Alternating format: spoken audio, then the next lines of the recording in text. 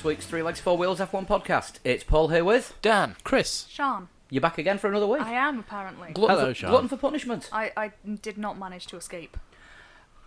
And I suppose while Lee's in Disney World swearing at Muppets, then... Of course. No, I think he's swearing about Muppets. I don't think he's swearing at them. It's Lee. He's swearing probably at swearing It's probably them. both. Swearing with them, at them, for them, because of them. He's basically swearing. Yeah. He swears so you don't have to. But you can if you wish. I guess so. Right, let's get on with what we've got. Oh, got a problem. Oh no. Half the running order's missing.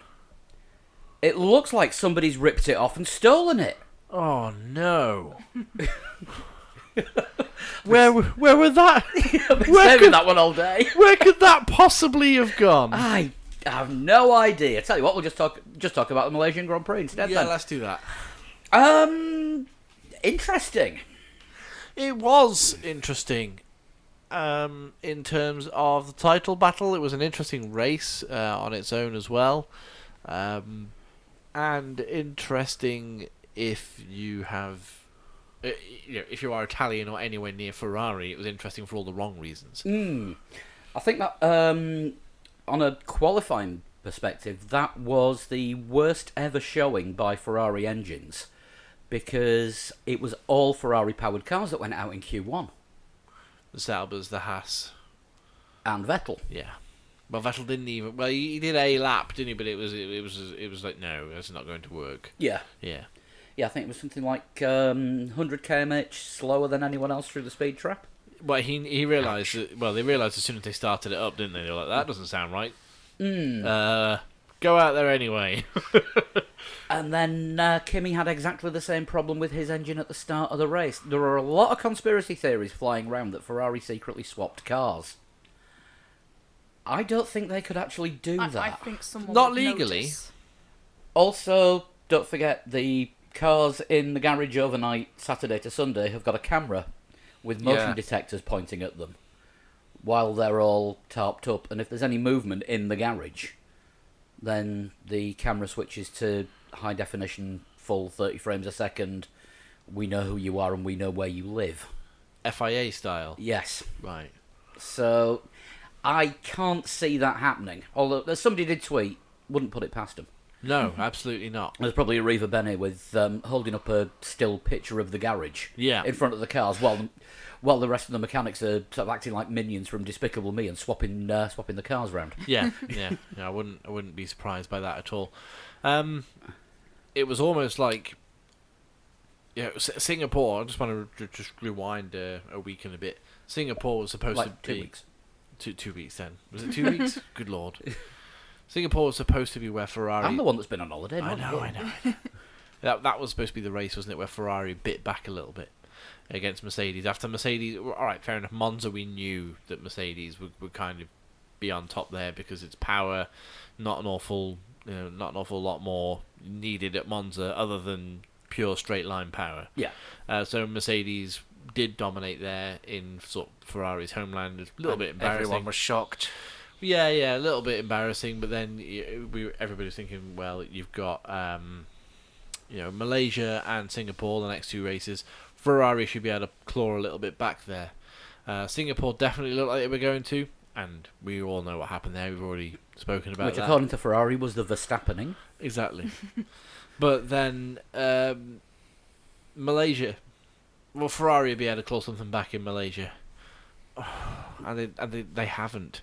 That's 2 races gone where they should have been able to claw something back. Bear in mind, going into Singapore, Hamilton was only 3 points ahead in the championship, and all of a sudden, he's now got a 34-point lead, leaving Malaysia.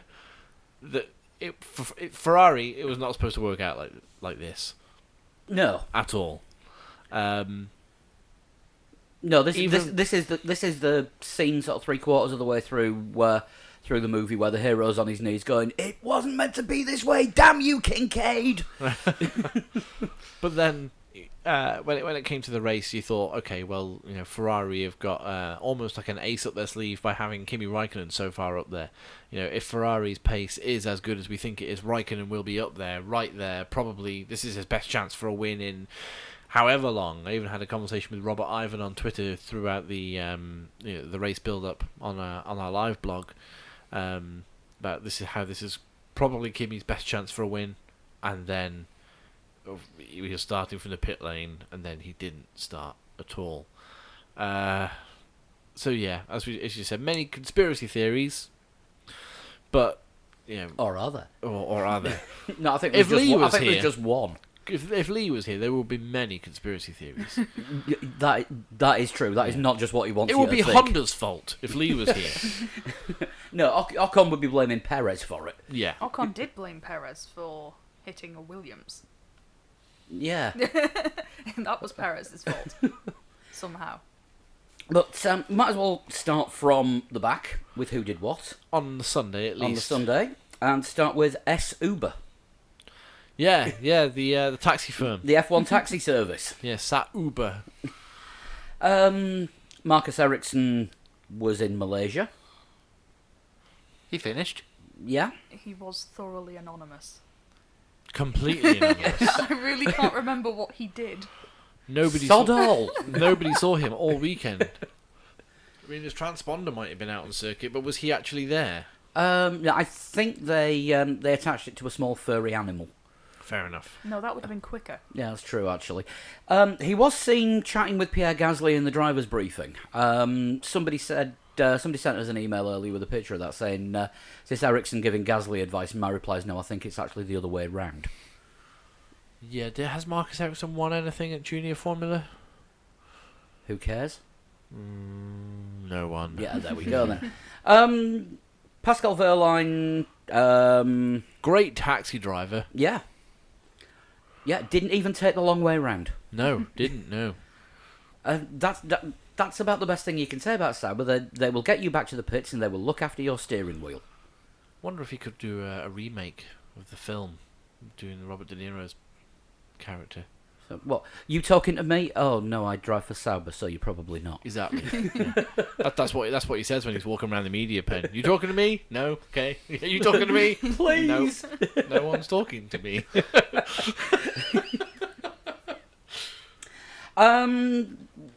You might as well just move on to Renault. And the feature that we like to call Jopo's Excuse of the Week. All right. Okay. I think Sean spotted this one, so I'll let Sean take the. Yes, I believe he blamed the wind for his spin, which This was sounds plausible. This was the first spin Yes. before he He was ran into Ocon, or was Yes. it Perez? I can't remember which. I think it was Ocon. He also blamed, I think, the second spin. That was because he was too close to Hulkenberg, I believe. Right. So it was a surprise wind. A big tailwind. A big tailwind. So he said he lost a lot of aero. I turned in pretty much the same as the other laps, and suddenly I had no rear. Good God. That's where wind happens, is it not?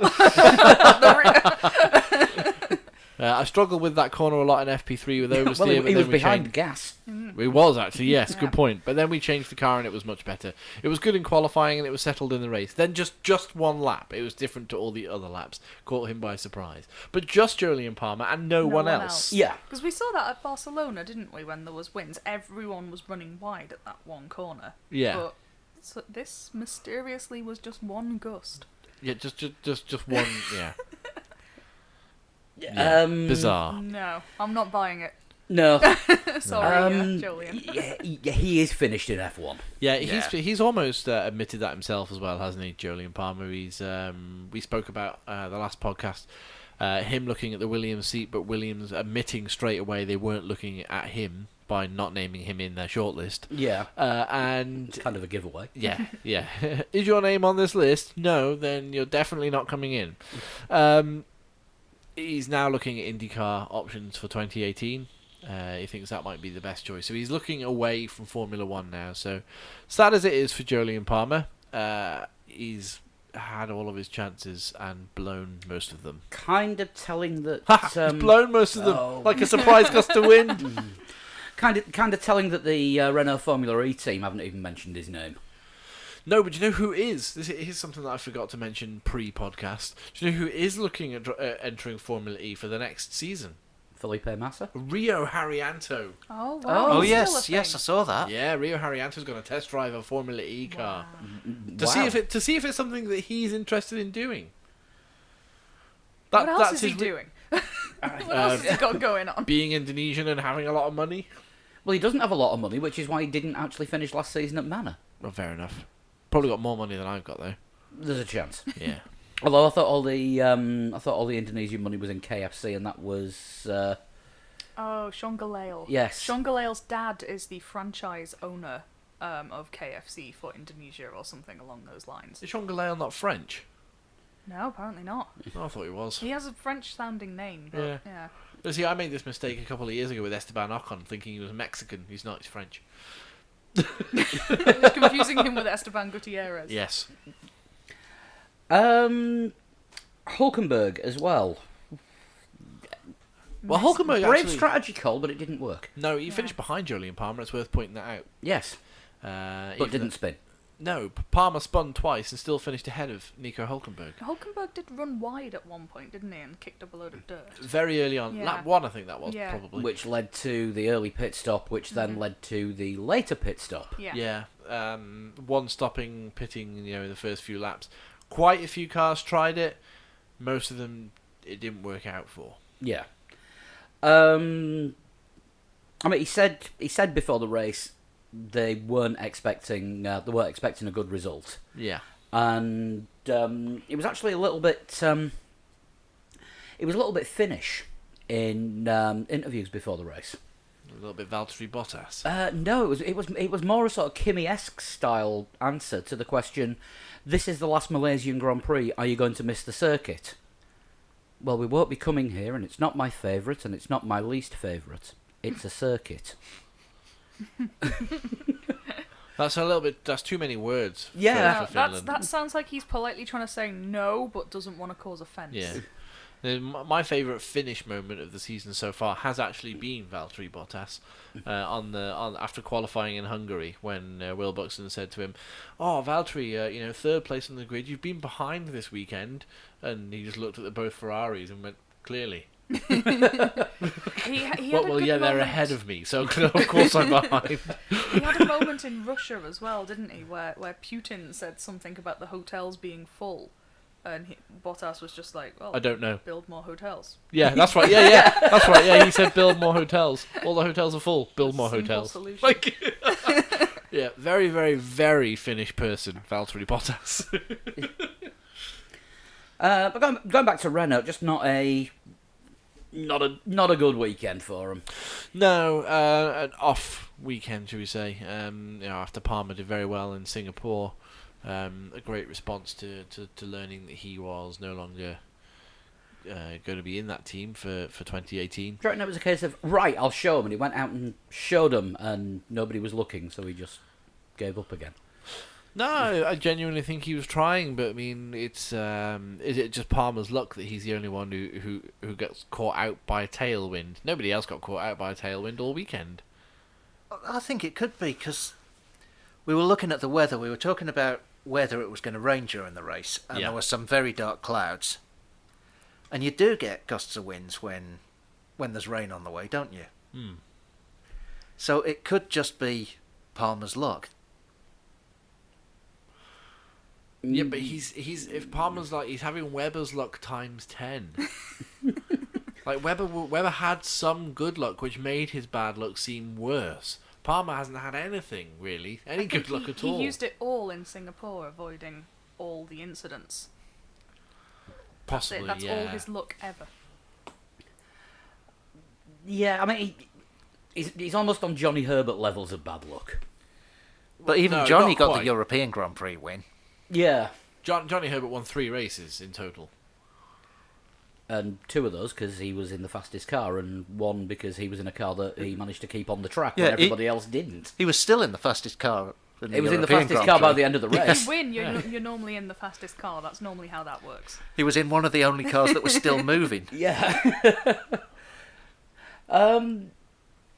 Right, Toro Rosso next. Talk about Sainz quickly first. Engine failure.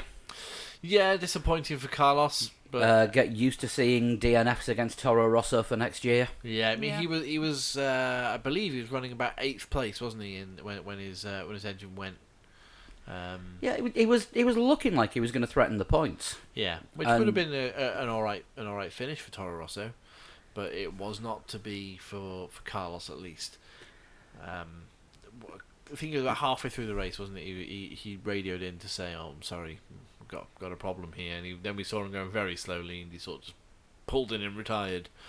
So, yeah, not an ideal race for Carlos Sainz. Pierre Gasly, on the other hand, quite a comfortable debut. Not, Yeah, didn't set the world alight, but no. Didn't set his car alight. yeah, drove quietly and competently, like Mm-hmm. you'd expect Carlos Sainz to. Yeah, absolutely. Finished behind, finished ahead of the Renaults, but behind the Hasses. So, for a first race in Formula One, get to the finish and not be the slowest guy. That's all right. That's pretty good. Yeah. Yeah, don't think there were any black marks against him all weekend. No, Don't do. Grosjean had a whinge about him, but I think that was more Grosjean. Oh, than anything else. Grosjean has a whinge about everything. He But just then we likes heard to on moan, TV, doesn't he? we heard on Sky TV, didn't we, that French Toast had a He massive go was at not Grosjean. happy. Oh, Grosjean whinges about everyone. Yeah. And to What be else fair did to he French say? Toast, he's correct. Yes. He had Did he something call him else a to bastard? say. No, was it not Ocon? Was it Ocon he called a bastard? Oh, possibly. If you look in the dictionary next to Ocon, it will say crash or something along those Yeah. lines. Crash bastard. yes. Crash bastard, that was it. Although if you look in the dictionary and it says that, it's Perez's fault that it was put there. Probably. If we ever get to collectively go to a race, I nominate that we all stand near French Toast for the entire race because he seems to be the best value team boss out of anybody that they ever speak to during a race. Is it, I just want a big Esteban Ocon banner that says "Crash Bastard" on it. is it a good idea to have Lee and French Toast in the same vicinity? That will use up all the swears in the universe and nobody else No, will I think have there'll any. be some new ones. And I possibly think all the some new hatred ones. for Helmut Marko. Possibly. Oh, I don't know. I don't know. There's a long queue of former Red Bull Young Driver Program drivers that Yeah. are carrying quite a lot of that. Yes, absolutely. But if Gasly's the next one to be put through the meat grinder after they've finished dicing up Danny Kvyat, I think there's hope for him. Shows that he can handle a Formula One car. I mean, obviously he can do well in GP2 because he won it. Be interesting to see what he's like in Japan, but I think he's got a future for a good couple of years at Toro Rosso, and then finding out that he's on the scrap heap when somebody else hits puberty, Yeah. which is the way that it goes. I'd just like to point out as well, the 2016 GP2 champion, Pierre Gasly, and the 2016 GP3 champion, Charles Leclerc, are going to be in... It looks like they're both going to be in Formula 1 next year. Of course, it looks like Formula 2, GP2, same thing. Yeah. And of course, Leclerc is he champion yet? Not Is he? yet, No, but- he's going to be. Oh, Yeah, but, yeah. isn't I think they're already calling him champion elect. Yeah, exactly. So that's refreshing. In that, we've questioned the GP3 Formula 2 step as a feeder Well, series for Formula 1. with Stoffel being there, that means it'll be the last three. Yeah, He because he was 2014, 15 champion. was 2015. Yeah. I can't remember who the 2014 one was. Neither can I. I'm gonna have to. Was it Valsecchi or would he have been a couple of years I think it was earlier? about He might have been 2012. a I'm couple gonna of years have to earlier. look this up, aren't I? I think Yeah. the problem with the way it works, once you win, you leave the series. I It's know, too but late in the year. All the it's- seats that would be looking for a rookie driver have gone by And that point. even as a gap year, I mean, you Oh, will miss the conversation. The 2014 champion is just about to lose his seat. Oh, Jolyon. It was Jolyon Of Palmer. course it was. Yeah, of course it was. I remember when Palmer. Yeah, that was his 4th year in GP2 as well. But the we have a conversation, and Lee's very vocal about it. That F2 and GP3 are not the feeder series they should be when Formula 1 are picking drivers up from Formula Renault 3.5 and picking drivers up from European Formula 3 in some cases. You know, like 30%, Lance Stroll, 30% Max of the Verstappen. grid next year will be GP2 or Formula 2 champions. Well, Hulkenberg was a champion, wasn't he? Hulkenberg, Grosjean, and Hamilton. Hamilton will be the other ones. Yeah. Because we can take it as read that Leclerc will be champion. Leclerc will be champion and Palmer's not going to have a seat. Yeah. And then they will all be getting interviewed at some point by the 2013 champion? 2012 champion, 2012. Davide Valsecchi. Yeah. Well Well, done. I You say got it- it. Spot on. I say interviewed or Shouted shouted at. at. Although, do you know what, though? I've got an awful lot of respect for Davide Valsecchi for just, when he realised he wasn't going to get a Formula 1 seat, he just went, oh, I'll quit racing then. Yeah. Well, you're still very young. You could go on to racing anything else. Yeah, but my goal was to get to Formula 1, and if I'm not getting to Formula 1, I'm quitting racing. So, you know, you can't really argue with that level of ambition and shoutiness. Yeah. You definitely can't argue with that level of shoutiness. No. Haas next. Yeah. Ooh. A weirdly sort of consistent finish for them, but outside the points. Yeah, the only time that both Hasses do the same as each other is when they're outside the top 10. Usually, I don't think they've had. Have they had a double points finish? Don't yet think they this year? have. I think they might have had one, possibly. Was earlier in Monaco the- not a double points finish It for may them? have been, but they tend to, especially earlier on in the season, be completely polarized. Magnussen would do well, and Grosjean would be right at the back, or the other way around, or Magnussen would be at the back. Oh, we've got Podcat. Yeah, sorry, Monaco was a double points finish. She's for getting Haas. very close to the desk. We Dizzy, may go please- quiet very Yeah, quickly. Dizzy, please stay away from the mixing desk. She has lots of opinions. Yes, she does, and they all come out of her pores onto the mixing desk. Yeah, she's still missing Jaguar. Nah, that's what it is. But Moving yes, swiftly anyway, back. yeah, Haas. Haas, again, they tend to polarise their races, don't they? One driver does really well, and the other one does terribly, but you can never tell exactly which one it's going to be. Funnily enough, it is the second, 12th and 13th finish that they've had this season. Yeah. Yeah, they did that at Silverstone as well, in the same order. Maybe that's exactly where they should be then, but it's hard to tell when the shenanigans happen. They threaten the points and pick them up when cars ahead of them drop out, which is kind of what you want from your second season in Formula 1, really. Yeah. I mean, it's not...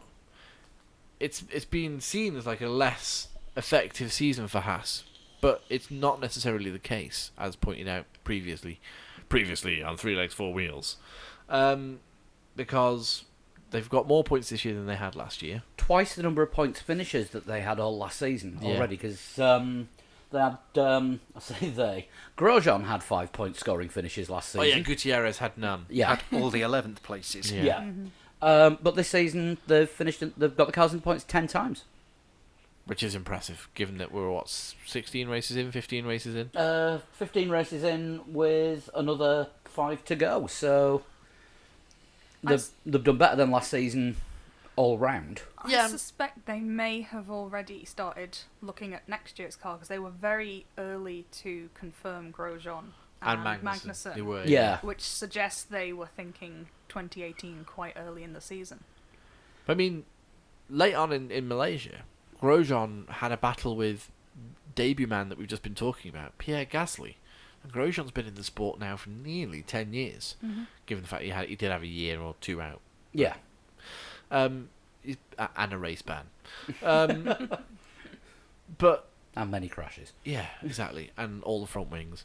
But Grosjean, his experience in the And car, all the whining. yeah, but with his experience in a car that is okay to sort of trouble the points, do you really want to be battling with somebody who's it's their very first Grand Prix, sort of in the closing stages? I think that would probably do more for Gasly's confidence than it would do for Grosjean's. Yeah. Yeah, how's that Ferrari drive looking there, Roman? Yeah, which is why he went to Haas in the first place. Yeah, because I want a Ferrari drive. that was going to get him into Ferrari. No. Absolutely not. I just cannot see him driving a Ferrari under normal circumstances. Under No. most circumstances. Yeah. Definitely not as a number 1 driver. Oh God, no. You just wouldn't. And Although I don't I think think he'd after- go there as a number 2 driver.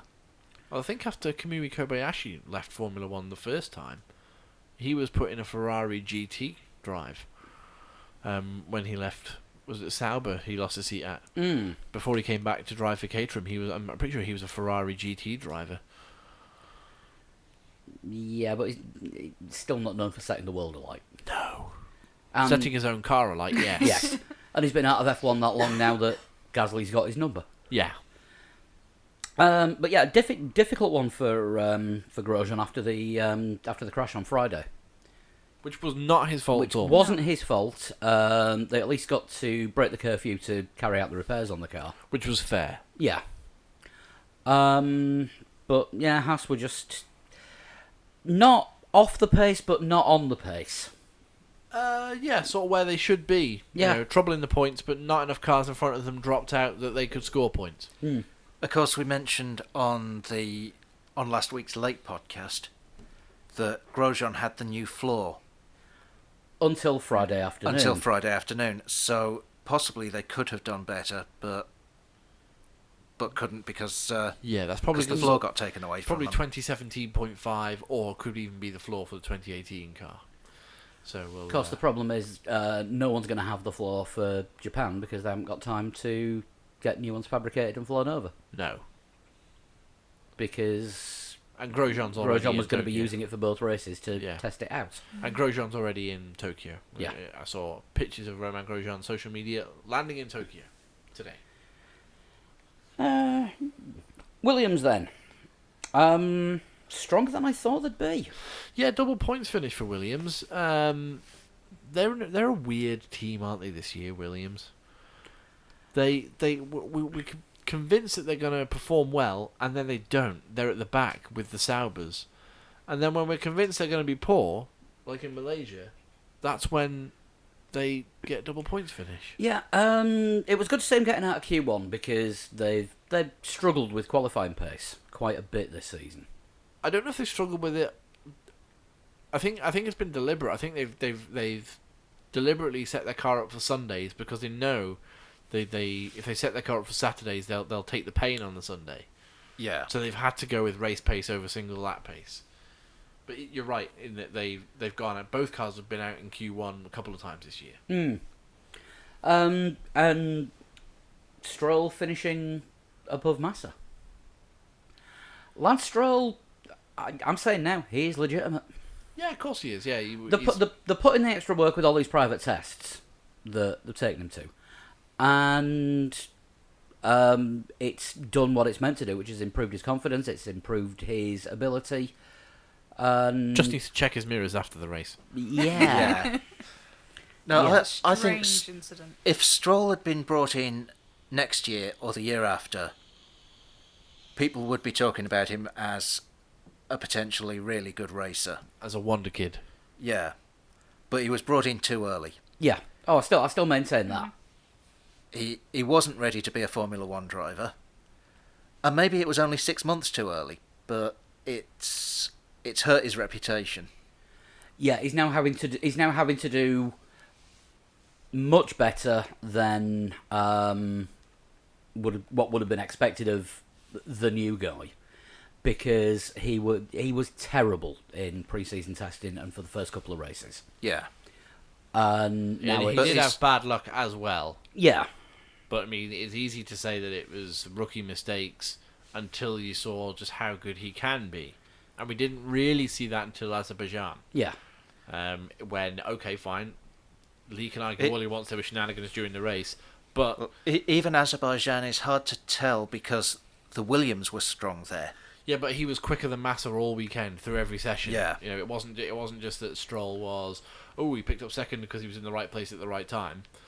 You know, that's where for me his season turned around and he was just like, oh right, okay, well if I do those things, then I'm in that order. That's what works for me. It just took him 6-7 races to work out. It turns out Claire Williams was right with that. In that, give him a little bit of time, he will come good. We know he can do this. Rather than if that was a Toro Rosso driver, this is no good. Get out. Get the other person. Get in the car. yeah. That's how you manage a young driver. Take note. I think Canada was good for him as well. I think that was where he got his first. That was First that was his points, first point, and Yeah. then Azerbaijan. A good home Yeah. race But- for him. but- Yeah, I think that'll have been a big. Canada was it was, again, shenanigans that got him the point, but he was still there and didn't get caught up in anything going on. Yeah, the races before that, he had been the shenanigans. And he's this got time he avoided it. got better and better with every race, got closer to Massa. Now he's finishing ahead of Massa. I don't think there was any kind of pit stop cock-ups or anything that meant he should have finished behind Massa this time round. Were No, there? The only thing I remember with Massa being particularly unusual was that he got off Oh, he on got- in the got second airborne. thing, but I don't think that was a big... He got a little bit wonky. I don't think it really hampered him too much. No. Yeah. No. I mean, I think Stroll did get ahead of him at the start because of that. But the pit lane exits as well, when the Williams had their own little inter-team battle, pitting one car a lap or 2 laps after the other. It was Stroll and Massa had a bit of a fight on their hands, didn't they? As they were exited the pits And then together. Van Dorn zoomed Yeah. past them. Which McLaren have basically thanked Williams for, because it was the time it took the 2 Williams drivers to swap positions that let Van Dorn through, because they Yeah. were sort of, after you, after you, Van Dorn, see ya. Yeah, exactly. Yeah, they didn't know what they were doing, and then all of a sudden, Van Dorn. I mean, this is crazy talk. Van Dorn in a McLaren Honda. Went past like a rocket. Yeah, he did. He absolutely did. Man, McLaren's like a rocket on the straight. No, but he was. The thing is, he passed the Williams, and it wasn't just like he passed the Williams and they sort of hung with him for a little bit. He was gone. Yeah. He went. And he was down the road. And he is another driver, a little bit like Lance Stroll, who I think he, after having a good car in every junior formula he's raced in and being used to being at the sharp end, it took him a long time to get used to having a bad car, or at least a car lacking in power, and sort of adapting his driving style to deal with a car that is slower on straights but all right through corners. Yeah. And he's still young. He's still in his early 20s. So, adapting your driving is something you learn with experience, which is why, Alonso has been on top of him most of the time throughout the season. However, am I right in thinking now Van Dorn's got more points than Alonso? You're going to make me do some Googling. Yeah, aren't do some you? left-handed Googling. I think that's Alonso something- And Magnussen, I believe he's ahead of now. I think it's unfair to compare the points that they get just because Oh yeah, single race finish. But I mean, the car finishes so few races. But what a confidence booster is what is the Yeah. point I'm trying to make. He has as well done more races than Alonso because he didn't. That's in- true. Didn't take part in Monaco, but yeah, I mean, it's a confidence boost for Stoffel Van Dorn to finish 7th in a race. I mean, we were sort of talking about Williams. Are we moving on to McLaren now? We might as well. We've already started talking about Van Dorn. Yeah. Let's face it. We were talking about something and managed to shoehorn McLaren in there. Let's officially talk about McLaren. Yeah, Fernando Alonso was the second best McLaren driver this weekend. Yeah. Yeah. Well, at least on Sunday, anyway. Alonso wasn't doing anything particularly wrong. He just wasn't as fast as his teammate. Yeah. That is just a weird statement in itself. No, I mean, Lee would quite often say that Alonso's not as good as his teammate when Jensen was his teammate. Although, if I remember right, Alonso had car upgrades this weekend. Honda had an engine upgrade or McLaren chassis upgrade? It was a chassis I think it was a upgrade. chassis upgrade. Because upgrade, if, sorry. because if it was an engine upgrade, we wouldn't have seen Alonso qualifying anywhere near the top 20. Yeah, it was a chassis upgrade for McLaren. And I think it went to Alonso, but Right. perhaps it didn't work. So, Or perhaps the known quantity was the way forward for if the McLaren. two drivers were getting different results but driving different cars, Right, and I think we're going to have to just take a brief pause for a second because Dizzy has actually managed to get the lid off the cat snacks tub. Wow. That is one clever podcat. That's a It's big gonna lid be to one remove fat as well. podcat if she carries on. She already is a fat shenanigans podcat. like that. That's going to be a fatter podcat. She thinks you're going to give her something now. No, that's So not. Dan is now guarding the cat treats. Guardian of the Dreamies. Other cat treats are available. They just get turned down by these two cats. Where were we? Talking about McLaren, weirdly Yes. enough. Yeah. Yes. Oh yeah. Yeah, you can just drop back into that anyway. no, if the two drivers were in different cars, then it's not fair to compare them. But if Alonso got an upgraded chassis, then surely that should have, in theory, been the best car to be in. Should have been, but perhaps it wasn't. Perhaps the upgrades didn't work or didn't work for Malaysia. Perhaps they'll work for Japan. Possibly.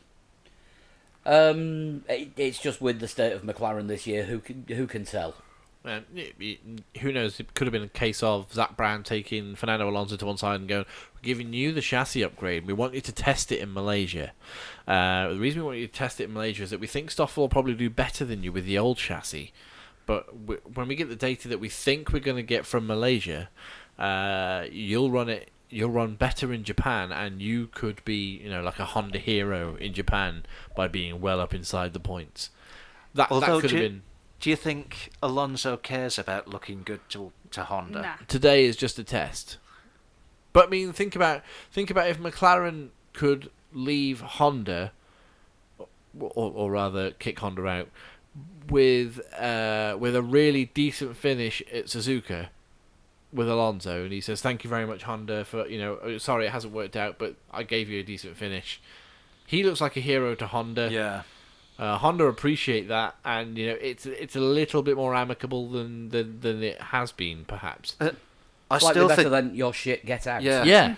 Well, I still think that Honda are McLaren's best chance for a world championship.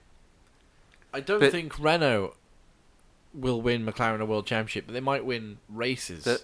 Absolutely, and they need that now. That they need to be winning races, not worrying about world championships years down the line. Yeah. But I think they may want to go back to Honda at some point soon. Yeah. I can see it happening, and I think McLaren are doing the right thing because they've got a reputation to pretty Rebuild. much rebuild. Well, yeah, I mean, the proof is in the pudding for next year. I mean, we'll look at how I mean, we're not talking about them just yet, but look how dominant the Red Bulls were this weekend. If McLaren, if their aero package and their chassis is as good and as stable as they will have us believe, and they've proven before, and Fernando Alonso has said, "I was the fastest man through all the corners," then they, with a Renault engine, they should perhaps be mixing it up with the Red Bulls. That's where they want to be, where Yeah. Red Bull are, really. Battling for third. Yeah, Third best team. or in this case, fighting Max Verstappen for a win. Yeah. Had they had the Renault engine this weekend, and this was their year in the Renault engine, it could have been Van Dorn and Verstappen fighting for a win. Do you know what I mean?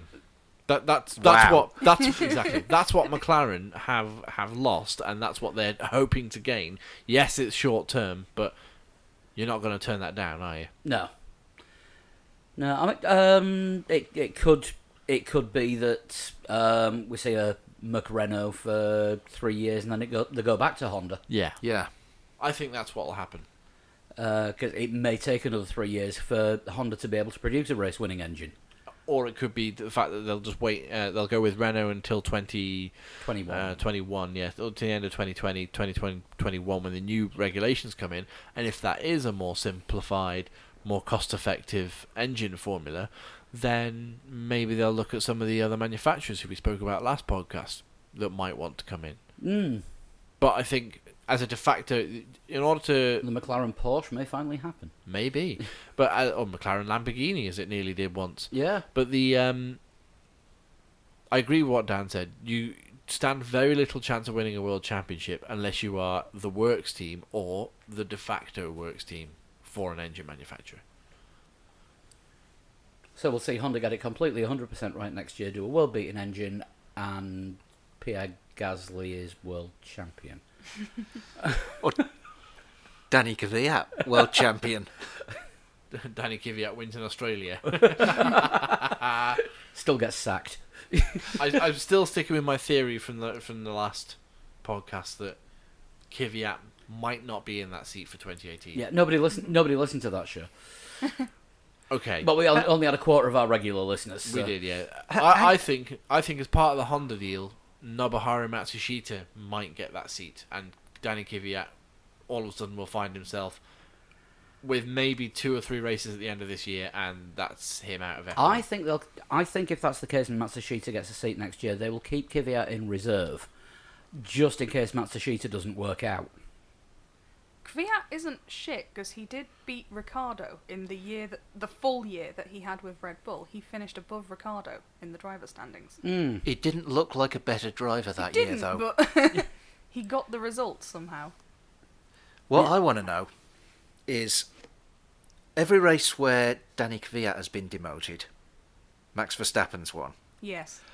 What would happen if you demoted Max Verstappen? Would Kvyat win the race?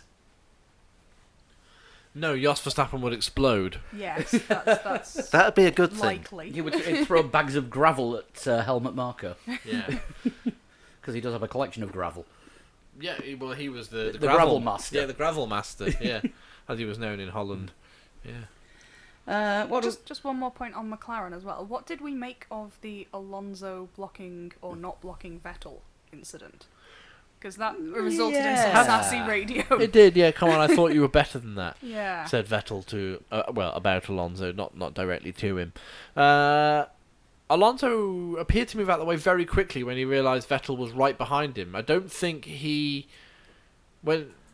I think it's probably poor management from Alonso's engineer. I think he got on the radio and said leaders are coming through, let them through, and he let Danny Rick through, and didn't realise that Vettel was like right behind Danny Rick. He's like, oh, you did. I didn't realise it was the two of them together. Yeah, and they did catch him on a corner. Yeah. I don't think But he there let was Danny Rick through much without room. any question whatsoever. Yeah. And then when Vettel sort of looked to go through, Alonso was like, I'm back on the racing line now. I've let Danny Rick go, everything's fine. But as soon as he got round the next turn and realised Vettel's behind him, he darted out of the way. It wasn't just like he sort of just slowed down a little bit and let Vettel back. He really got out of the way of Vettel. It's a good thing that was the worst case of drivers not noticing Vettel was there all weekend. Oh, no, it wasn't. We'll come to that in a bit. I mean, we already spoke about it a little bit with Lance Stroll, but yeah, we'll discuss it more when we get to Ferrari and talk about Vettel. Yeah, I'm just looking at sort of notable team radio. What was the what caused Alonso's "What an idiot" Hulkenberg's right message?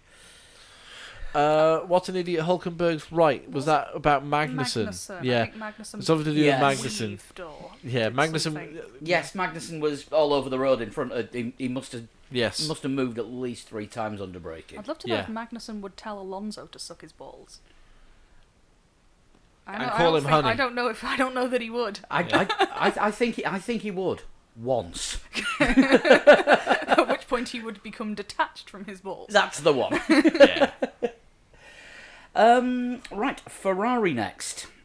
Oh, is it Ferrari next? It is Ferrari next because we have a DNS For and a Kimi fourth. Raikkonen, as And A mixed bag. that's the opposite ends of That's the a Haas scale finish. to what we thought was going to happen based on Yeah. where cars were lining up on the grid. Yeah. We were all a bit sad, weren't we, for Kimi when it became apparent he wasn't going to start the race? Yeah, not a great race for him. He didn't race, did he? Really? Let's be honest. He made it Which round. wasn't great. No, No. he shook his head on his outlap, didn't he, to the grid? Yeah, Came- said he'd got no power, managed to crawl back. Yeah. Got on the grid, they took the engine cover off, they put the engine cover back on, and wheeled him into the pit lane. Which was, And within 5 laps, he was out of his race suit and wearing a pair of shorts. yeah, and not eating a chalk ice, apparently. He only does those in the rain. Yeah. Yeah. So, It was a shame because he was looking good, and as Vettel proved, that car had the race pace. yeah, absolutely. If I was Kimi Raikkonen, and I'm not, but that No, was, you've said more than 3 words in exactly. the last hour. Yeah, I've said a lot more than 3 words. But the do you remember Sergio Marchionne earlier this season referring to Kimi Raikkonen as a laggard? Do you remember that? Yeah. Yes. Yes. If I were Kimi Raikkonen, I'd be in that Ferrari garage going, might be a laggard, but at least I can race the car when it works. Mm.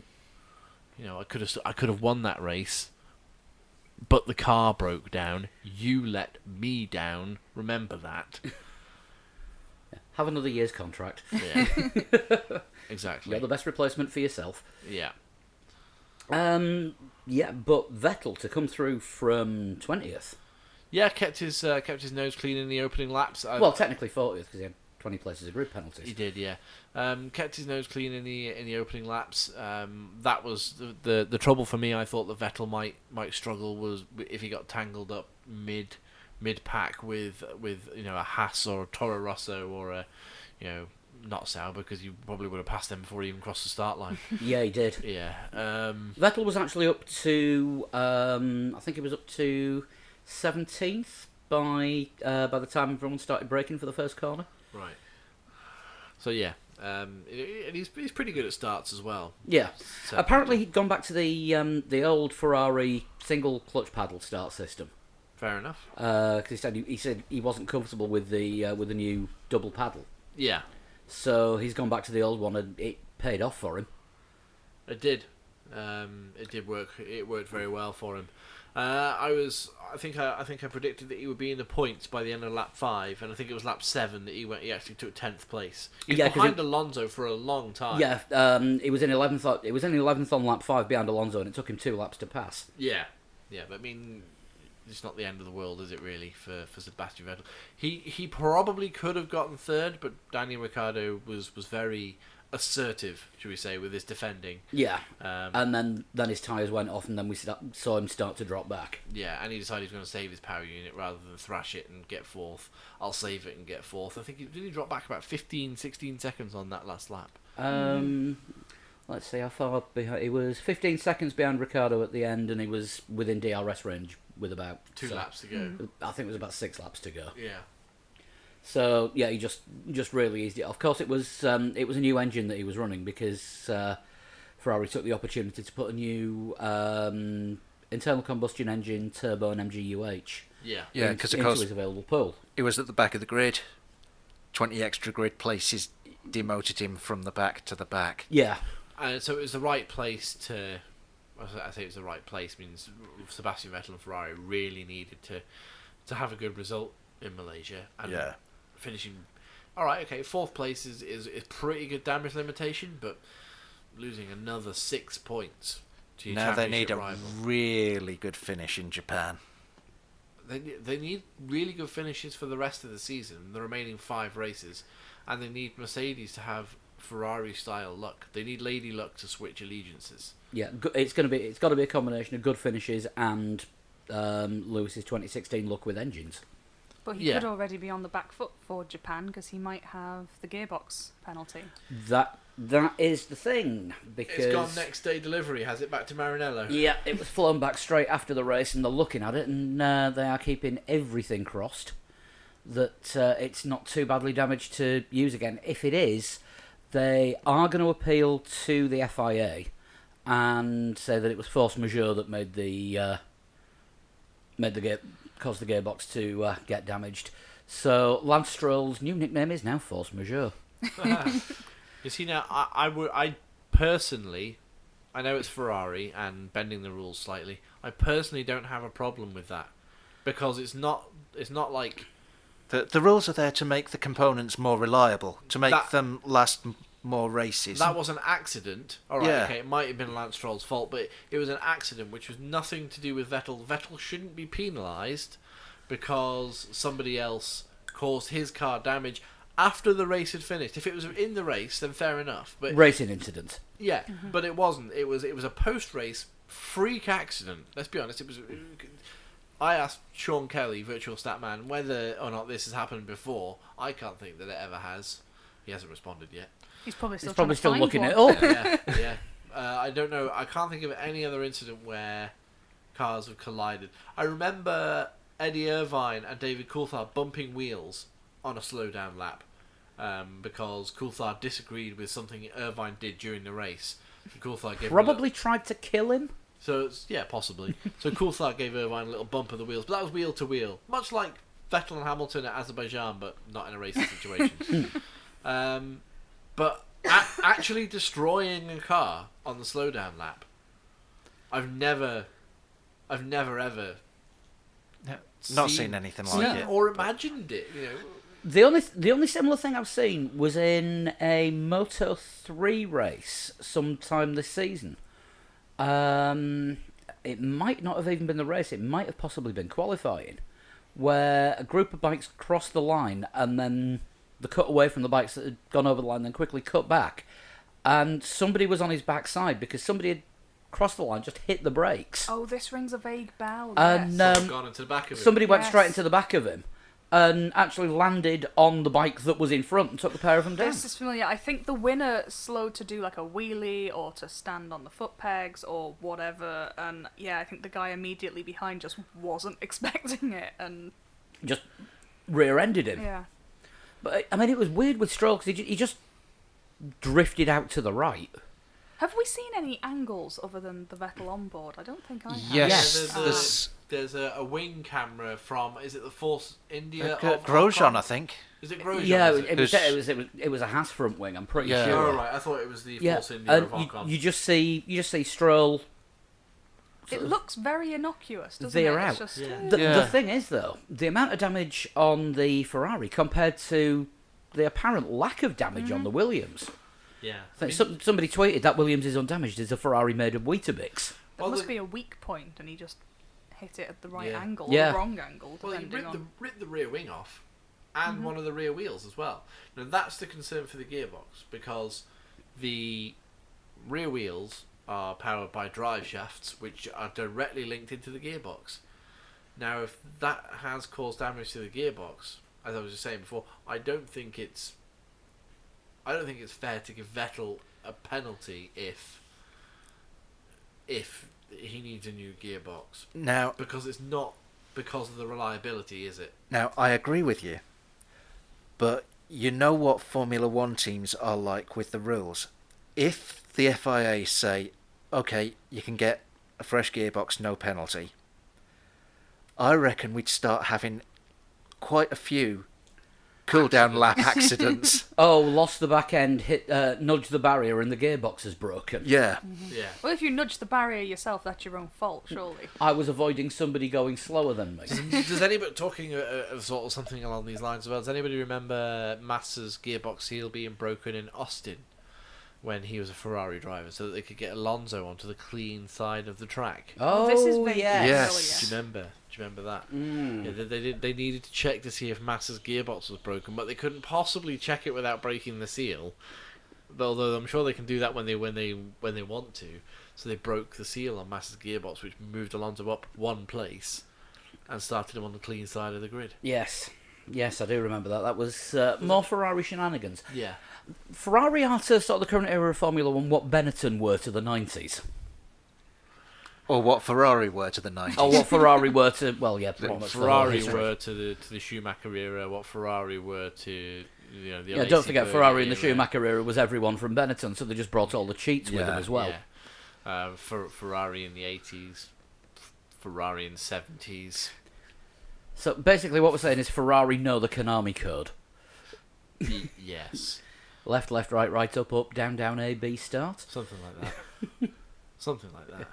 Yeah, it gets you around it. But no, the gearbox has gone to Maranello. It is being checked, and apparently there's going to be no punishment for Vettel taking the wheel off and getting the lift.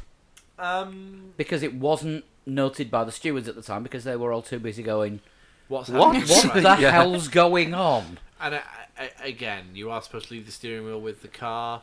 Vettel does have an explanation for that, which is that the wheel was at a weird angle, so he couldn't get it back on. Yeah. He was going to leave it in the seat, but then thought, hang on, the fans will have that. Yeah. Yeah, it's a hell of a souvenir to go home with after you jump the barrier and get into the track is a £60,000 Ferrari steering wheel. Yeah. Yeah. On top of the £250,000 Ferrari. Yeah. Yes, that's a good point. Yeah. I don't think. Yeah, impulsively, I don't think that's a problem anyway. They've decided not to punish them for the lift as well, haven't they? Wehrlein and Vettel. The FIA have just stated caution must be exercised during cool down laps as at all other times when cars are on track. Yeah. Yeah. Would you rather, as a fan at Suzuka, as a fan at Sepang, would you rather have seen, after seeing the state of Vettel's car on the big screen in front of you, would you rather have seen the medical car come by with a white, with somebody wearing a white helmet in a passenger seat, or would you rather have seen Vettel sat atop Pascal Wehrlein Sauber waving at people as he went by? You absolutely, but- center it every time. Yeah. Center it, yeah. But bearing in absolutely mind every he's single time. driver of the day as well. Of course. Yeah, the Well graphic- deserved. The graphic came up just as he was taking his steering wheel out of the car. Makes a change from Verstappen getting driver of the day, even though the engine blew up on lap 15. Yeah, that was a great one. Yeah, who won drive of the day? Max Verstappen. He retired 40 laps ago. Or Rio Haryanto getting the most votes in his first race, And then discounting and it. then him being disqualified. Yeah, which was unfair. You can't open it to voting and then go, it's corrupt. Democracy doesn't work. No, it doesn't. Well, Mercedes next. Lewis in second and Bottas fifth. Yeah, Valtteri Bottas has said that it's the worst run of his career. Yes, he sounds very emo at the moment, doesn't he? He's very Nobody Down in understands the me, and I dumps. don't Yeah. understand the car. Well, he's not doing great, and he's not where he'd want to be, which is at this point in the season protecting Hamilton. Mm-hmm. Mercedes were pretty pissed off with their performance, and rightly so, because if the Ferraris hadn't screwed everything up, Mercedes would have been fourth and fifth and sixth. Probably. Yeah, further down. Further down, definitely. Yeah, I think with two working Ferraris, you would have been looking at Hamilton no better than fourth and possibly fifth. Yeah. Yeah, and Red Bull has said, interestingly, though, that both their cars would have finished ahead of the Ferraris, but we're talking about Mercedes at the moment. Yeah, but if ifs and buts were candy and milk. Yeah. Then Christian Horner would be very fat. Yeah, but Mercedes, their pace is worrying in the closing part of the season, and their last two races have been pure luck. They go to two races where it's not all about engine power, and they kind of suck a little bit.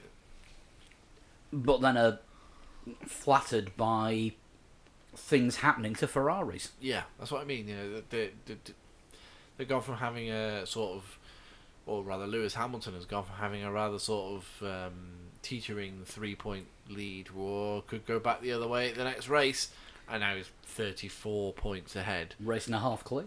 Yeah, Or racing a third. racing a bit. Yeah.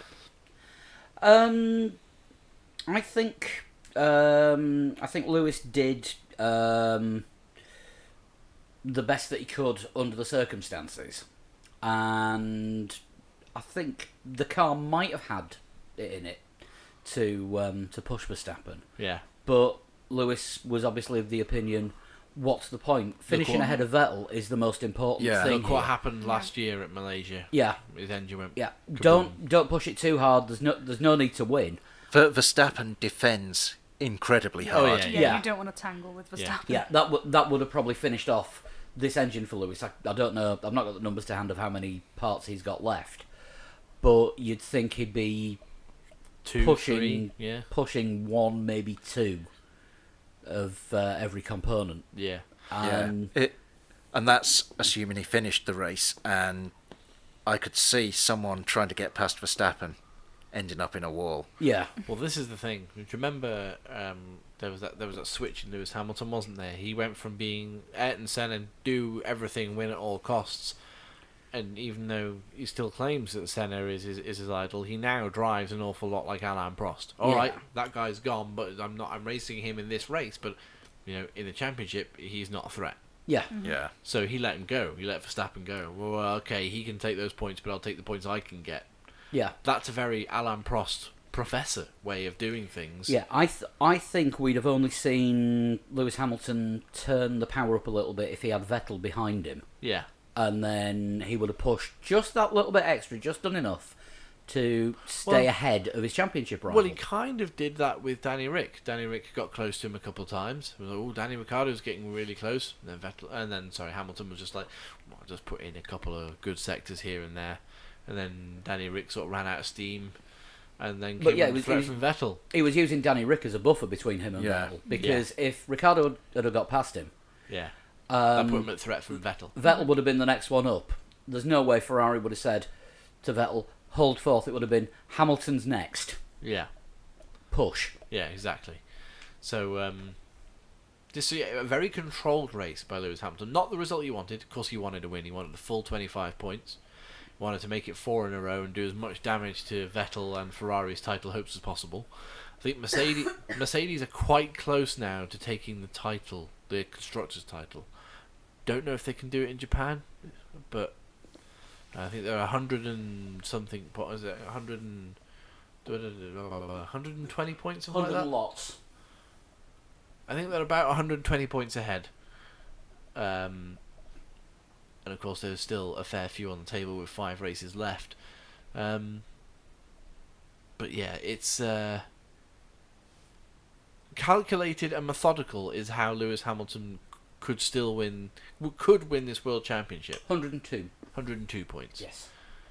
Got that from our own website. Well, there you Wow. You should use it more. It's quite good. go. I should use it. I did put an article up there though. I noticed that. Saying how could Sebastian Vettel still win the championship? Much in the same vein as I did how could Lewis Hamilton still win the championship this time last year when he was a similar distance behind. Yeah. After the Malaysian Grand Prix in 2016 when Hamilton's engine blew, I thought, well, let's have a fantastical look at how Lewis Hamilton could perhaps claw that gap back over the next 5 races. And in true 3 legs 4 wheels prediction style, It didn't happen. yeah. Although we're not quite at the point yet, are we, where Hamilton can afford to finish second behind Vettel at every race and still win the title? Not yet. No. So the gap, we could still end up with a very, very late title push. But yeah, methodical is how Lewis Hamilton could still win this title. Vettel now has to be the aggressor. Yeah. Yeah, that was now officially on the back foot. Well, yeah, he was anyway, but now he's even more so. Yeah. I think one more win for Hamilton, and that will mean that that Hamilton can come second in every race for the rest of the season. It's 34 points. Yeah. 5 7s. 5 7s are 35. Yeah. So we're getting to the point where one more win for Lewis, and then Vettel really has to go for it. That just leaves us with Red Bull, a double podium. What a result. Second ever win for Max Verstappen on his birthday as well. Well, just after his birthday. Just yeah, after birthday his weekend. His birthday yeah. was Saturday. Yeah. He probably wouldn't have been able to go out partying until Sunday regardless. It was, Possibly. you Was it know, 20 or 20? 20. 20. Yeah. So, 21 drinking age in Malaysia? Or?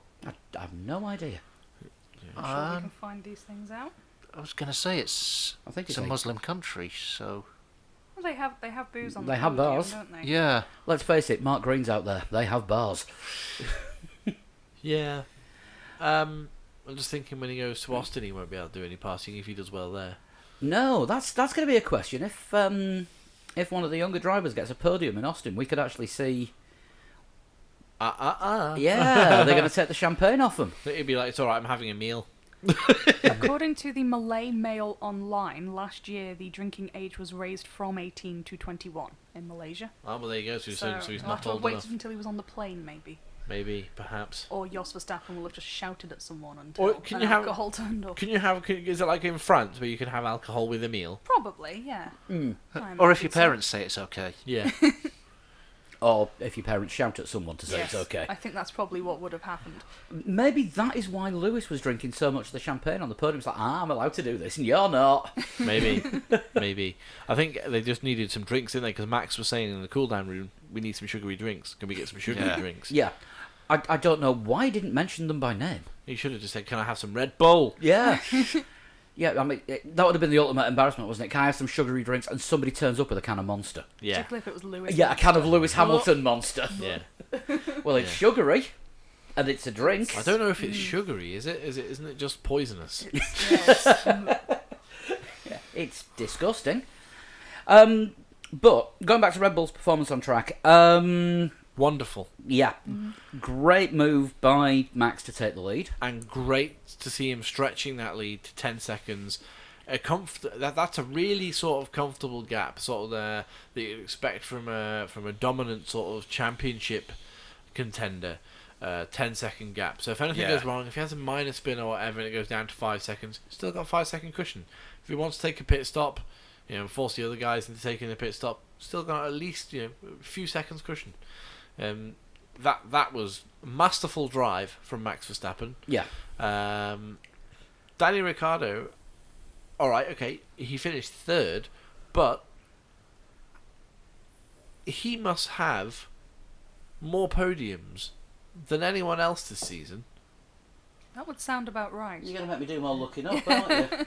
No, you don't have to. I'm literally speculating. I mean, Hamilton and Vettel would have been on the podium numerous Quite a times. lot of times. Quite a lot of times, yeah. I think Danny Ricciardo's probably been on the podium As often, at least. as often, yeah. He's What's that? Eighth? 8 podiums Yeah. in 15 races in a not car bad. that's not even in the top 4. Yeah, Hamilton. Except Hamilton, this weekend. Yeah. Except this weekend. Yeah. Hamilton's had 9. Hamilton's had 9. Danny Rick's had Danny 8. Rick's had 8. Vettel 6, 7, 8, 9, 10. Vettel's had Wow. 10 Yeah, podiums. So so- Vettel's 10 podiums. Hamilton's had 9. And Ricciardo's had 8. Ricciardo's in a Red Bull though, which for the first 10 races this season was by far the third best car. And only in Malaysia, Singapore was pretty good, but in Malaysia it was the best car. It was I don't know if it was better than the Ferraris. hard to tell, but Hard it to was the tell, best but car It was on Sunday. It was better than the Mercedes. Yeah, I mean, imagine how well Red Bull would be doing if they'd managed to build 2 reliable cars. Yeah. But even early in the season, I think Verstappen got a podium in, was it China? And I think that was around about the time Ricciardo seemed to have a couple of DNFs. Yeah, Verstappen was 3rd in China and then retired the following race, and then Ricciardo retired in Russia. And Danny Rick didn't finish Australia either. Yes, and there were a couple Yeah. of early. Yeah.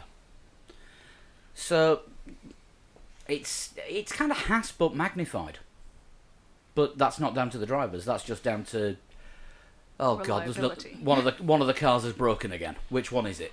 yeah. I'm really looking forward to these closing races of the season, though. If this is not a one-off for Red Bull, and they can start taking points off Ferrari and Mercedes. Now, I heard somebody on TV, Sky TV, say that it worry Mercedes more if Red Bull start picking up big points. Don't think it will. No. I think it'll start worrying Ferrari more, because Ferrari needs to score the big points, and if there are 2 other teams picking up big points, All of a sudden the pool gets more diluted. Yeah, Absolutely. I mean, Ricciardo took a podium that Vettel could have easily got with his the defending. yeah, He stopped Vettel getting past him, so that was taking points off Ferrari. Lewis, I think, claims that he didn't fight Verstappen. I'm sure he probably wanted to and thought about it, but yeah, he claims he let Verstappen through. So that's yeah, Because maybe. it- He Yeah. ran out of battery, didn't he? Let's be honest. Lewis Yeah. Hamilton ran out of battery Yeah. power at the end of the straight. Yeah. Because he was complaining about the D rates. The D rates are when your battery power's gone. But yeah, How- if supposedly how- Red Bull taking points off Mercedes is so bad, I don't think he would have done that. No, exactly. Yeah, it's taking the big point. If Red Bull start taking the big points, the firsts and the seconds, that's going to hurt Ferrari more than it's going to hurt Mercedes. Yeah, Yeah. that 102 points in the Constructors' Championship and that 34 points in the Drivers. Yeah. That gap will stay there, and it'll just mean Red Bull are consolidating third. Also, I'd just like to point out as well, Valtteri Bottas on the worst run of his career, his own words, not mine. Only 25 points behind Sebastian Vettel in the standings. Yes. Or 20 or 30 points, I think it is now after Malaysia, something like that. Yeah. But he's Bottas on the worst run of his career, where the only time that he's not finished in the top 6 was when he had a DNF. Yeah, exactly. And that's all season. I know, yeah. Oh, it must be hell. It must be. But the it's strange to think that Bottas is closer to Vettel than Vettel is to Hamilton now. Yes. I didn't think Finnish people were natural whingers. I don't think Because he's it involves whinging. too much talking. I don't think he's whinging. I just think he's naturally putting himself down because he's prepared for. Well, no, he's not think having it a might good be run at the factually moment. correct. Yeah. Yeah. He had a very good upcoming. He got in the Williams when that was pretty shit hot. Yeah. And Got smuggled out of a win. Yeah, he won a couple of races earlier in the season, and now And it's... now he's yeah. in what is generally the best car on the grid. And can't keep pace with the top guys. He's not looking like he's troubling the podium. Yeah, and a Red Bull is getting on the podium. So. Yeah.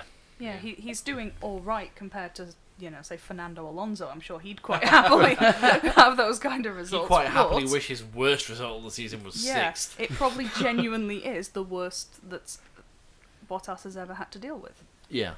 I don't know. Rob Smedley. Well, yeah. He's a nice guy, really. Only because you might meet him one day and he's quite a big lad. Yeah, that is true. I don't want to get into an argument with him. Yeah, It'd be the most northern thing ever. it really would, wouldn't it? Yeah. Sorry, I've just got a little bit more northern. Yorkshireman versus Yorkshireman. Well, I don't know. He's from Middlesbrough. That's occasionally not Yorkshire. Oh, is he a Middlesbrough man? Is he? I thought he was Yorkshireman. It's sort of around the sort of Teesside, Cleveland area that doesn't exist anymore, and bits of it are Yorkshire and bits of it aren't, and Okay.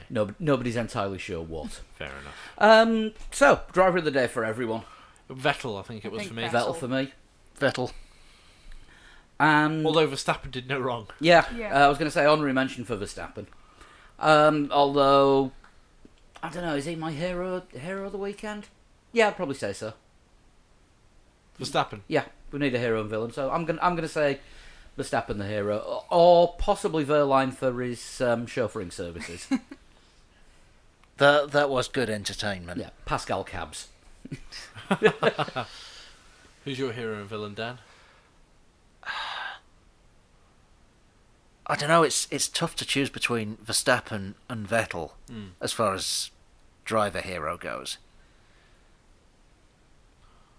So I'm not going to. I'm going to give it to both of them. Fair enough.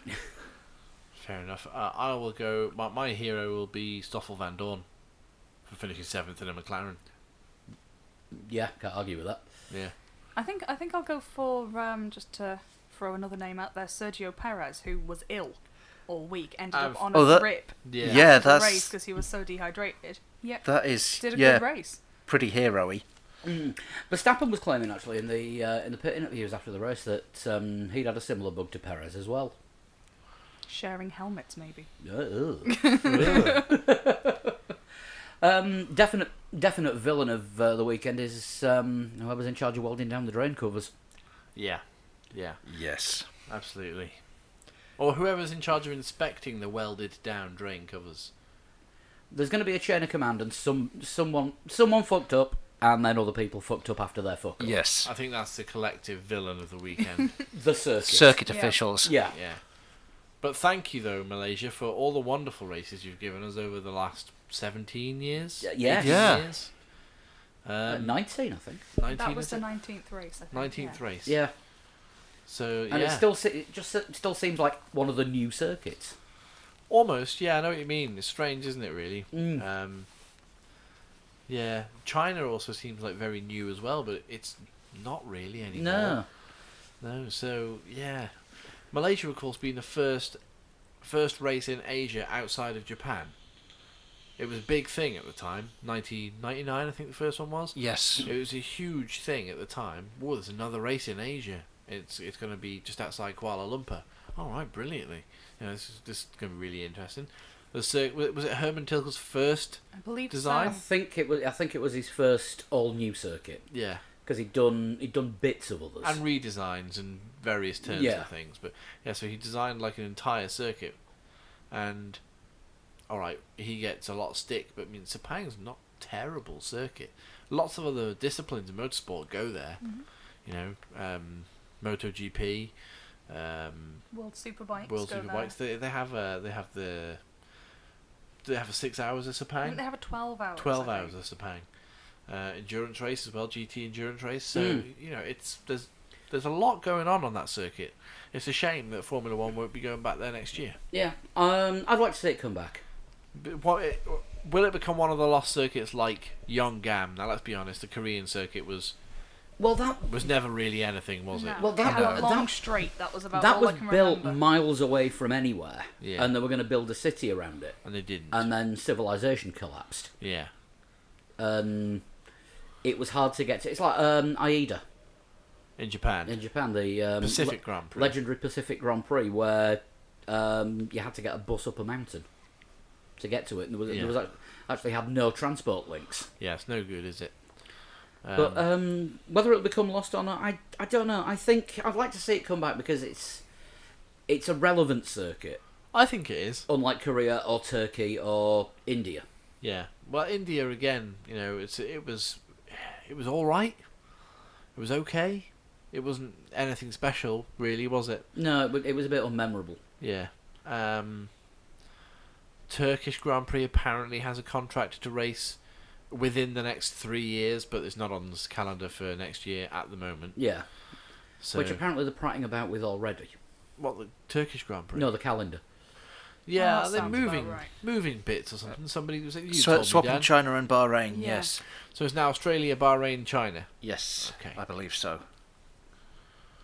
ABC, nice and easy to remember. Oh, it is. I like that. It's good. So Yeah. night race, second race of the season. Yeah, better than 2 early starts on the trot, This Which is true. what we've got. which is what we've got this week because. Well, we complain, but I mean, our friends in America, they have to stay up.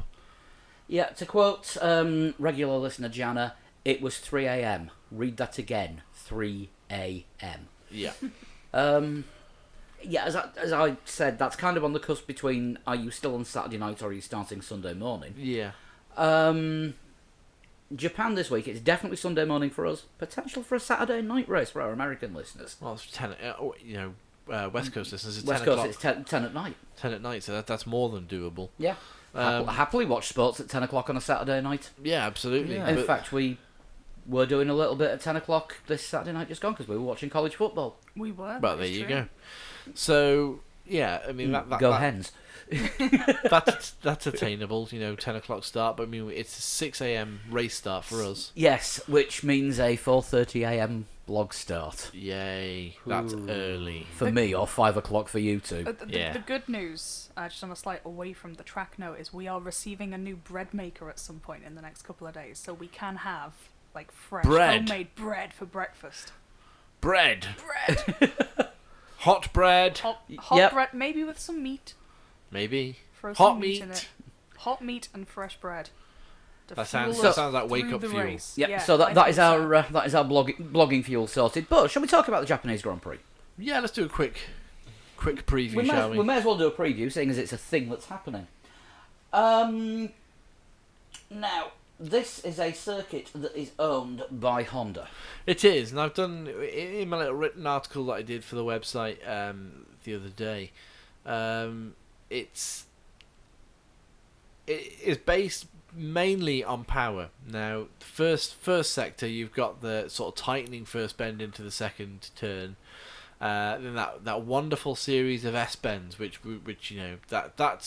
that's full on driver skill. Get the perfect line through there, otherwise you're losing tenths, half tenths, full seconds in some places.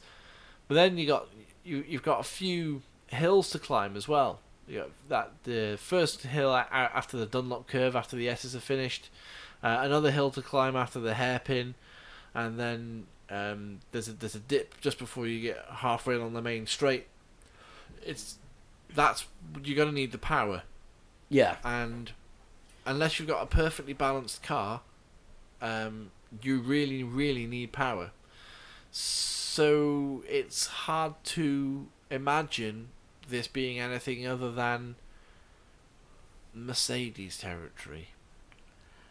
You'd think, but what state are Mercedes in at the minute? Don't know. It's hard to tell, isn't it? I mean, that first sector with the tricky S-bends, that might lend itself to Ferrari or maybe Red Bull, with it being such an aero centric sector, if you will, just left right constantly, all these S-bends. I'm gonna throw a bold prediction in here. Yeah. I think we'll see Fernando Alonso getting the fastest Sector 1 time in the race. Because if he's the fastest through corners, that's all there is in there are Sector some 1, pretty corners. much. there are a lot of them. Yeah.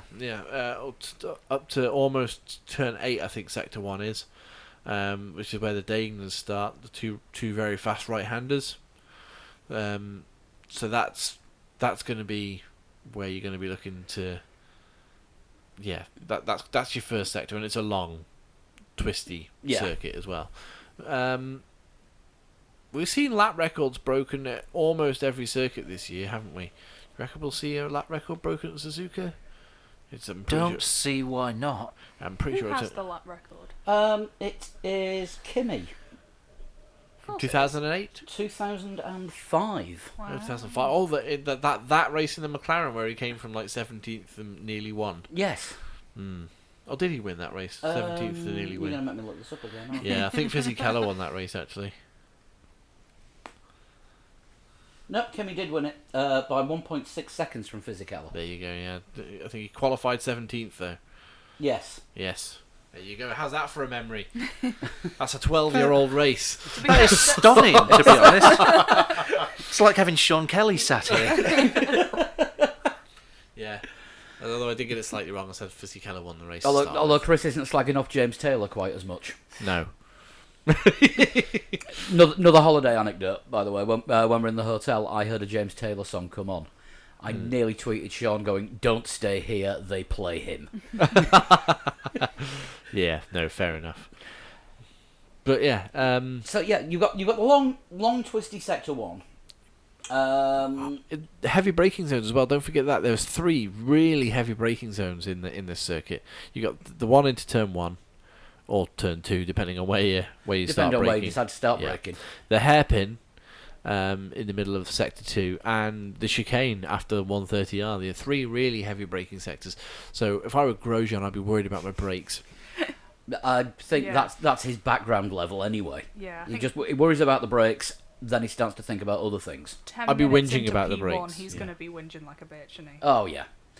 Yeah, it's about a 1:30 a.m. start Friday morning for that. Yeah. We'll be watching the NFL anyway. That is possibly true. Yeah, but with Suzuka, I can't see it being anything more aside from Sector 1 than a Mercedes circuit. Sector 2 and Sector 3 just lend themselves to that straight line power and acceleration as well.